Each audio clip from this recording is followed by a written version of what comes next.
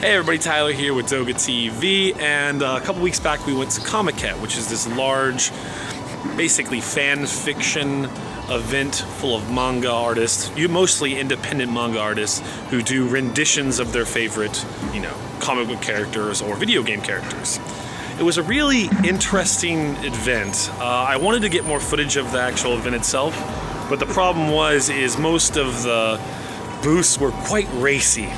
A lot of lolicon stuff, a lot of, very rated R, not suitable for YouTube. I don't want this video to get flagged kind of things.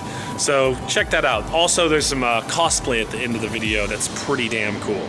So we're chilling in Comiket right now. It's pretty interesting to say the least. There's a lot of the sexy manga here, so I have to be careful about what I take. But there's also some pretty cool, privately done comics around here. So I'm dressed up in the Deadpool. Got the Deadpool Christmas sweater on. I can't really see out of this mask. You can't tell. Literally, it's just like boobies, boobies, boobies, boobies, little girls, little girls, little girls. I'd like you to take a seat over here. So after walking around this place for about, I would say 3-4 hours now, I finally figured out exactly what this place is. I had an idea before I came here, but now I have a better idea. It's strictly just fans have made their own manga, games, apps, programs. It's basically just an event area for people, like independent creators, to get together and sell and buy, their goods, which is pretty freaking cool. But one thing that I've noticed is that there's a lot of the ero stuff, like the kind of like more sexual stuff, and that's because a lot of like the bigger companies won't let them get away with that kind of thing. So I want to show you guys more of this place, but it's kind of hard because most of the stuff is extremely sexual. So yeah, you'll just have to come and check it out yourself. One of the things I found really interesting about this place is everybody's kind of bringing their own designs and like style and selling their products, which I think is really, really cool. And we've been walking around, and a lot of them are kind of more of the sexy games, but there are some legit like developers that are just making simple, side scrollers or sim games. Sim games are really, really popular in Japan, so it's no wonder they have an entire event hall dedicated to the sim kind of games. So another little cool thing I just found is they also have some League of Legends fan art, which if you didn't know, I'm a really big fan of the League of Legends.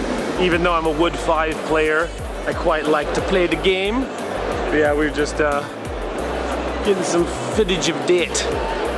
So I also noticed that a lot of these places are kind of divided. For example, one side will have, the men with all the like loli, hentai, and like manga stuff, and the other side will have, the yayoi or the boys love stuff. And yeah, it's kind of interesting because this room is mostly dudes. One of the other rooms we're in a second, which had the yayoi stuff, which is really popular here, had nothing but ladies in it. So pretty interesting. So yeah, that was Comiket. Quite an interesting experience. I think I would only recommend that place that event for people that are really, really into fan fiction and, manga artists, and seeing how, independent people kind of get their start. It was it was interesting. The funnest part was dressing up in cosplay. A couple things to remember though. There are quite a few rules when you go to Comiket, and actually most cosplay conventions in Japan is, one, you cannot dress up and go to the event. You must dress up once you get to the event. They usually have changing rooms for you.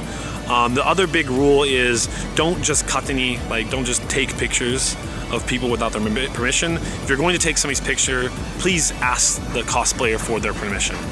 But yeah, that's pretty much it for this video. I'll see you guys next time.